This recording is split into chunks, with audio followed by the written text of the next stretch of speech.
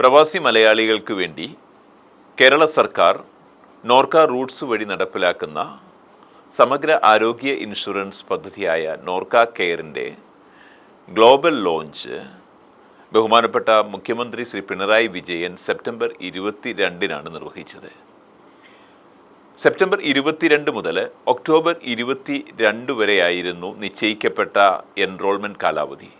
എന്നാൽ പ്രവാസ സമൂഹങ്ങളിൽ നിന്ന് ഈ പദ്ധതിക്ക് ലഭിച്ച വലിയ സ്വീകാര്യത കണക്കിലെടുത്തുകൊണ്ട് ഒക്ടോബർ 22 തീയതി ഒക്ടോബർ 31 വരെ പിന്നീട് നീട്ടുകയുണ്ടായി. ഈ കാലയളവിൽ ലോകമെങ്ങുമുള്ള മലയാളി സമൂഹങ്ങളിൽ നിന്ന് വലിയ രീതിയിലുള്ള പിന്തുണയാണ് ഈ പദ്ധതിക്ക് ലഭിച്ചത്.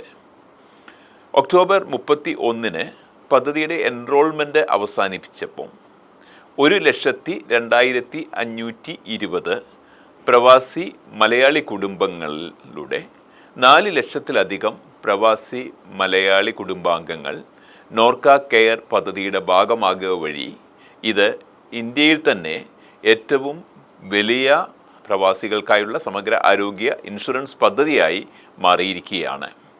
ഈ പദ്ധതിയിലെ വിജയത്തിനു വേണ്ടി ലോകമെങ്ങുമുള്ള പ്രവാസി മലയാളി സമൂഹം ഒറ്റക്കെട്ടായി പ്രവാസികാര്യ വകുപ്പിൻ്റെ കൂടെയും നോർക്ക റൂട്ട്സിൻ്റെ പിന്നിലും അണിനിരന്നിരുന്നു.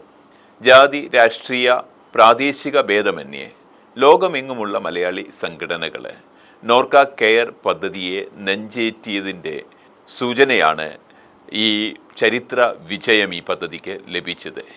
ഈ അവസരത്തിൽ ഈ പദ്ധതിയുടെ വിജയത്തിനു വേണ്ടി നോർക്ക റൂട്ട്സിനോടൊപ്പം നിന്ന ലോകമെങ്ങുമുള്ള പ്രവാസി മലയാളി സംഘടനകളോടും പ്രവാസി നേതാക്കന്മാരോടും പ്രവാസി മലയാളികളോടുമുള്ള ഹൃദയംഗമമായ നന്ദി ഈ അവസരത്തിൽ അറിയിക്കുന്നു. നോർക്ക കെയർ സമഗ്ര ആരോഗ്യ ഇൻഷുറൻസ് പദ്ധതിയിൽ ചേരുന്നതിനുള്ള സമയപരിധി നവംബർ 30 വരെ നീട്ടിയിട്ടുണ്ട്.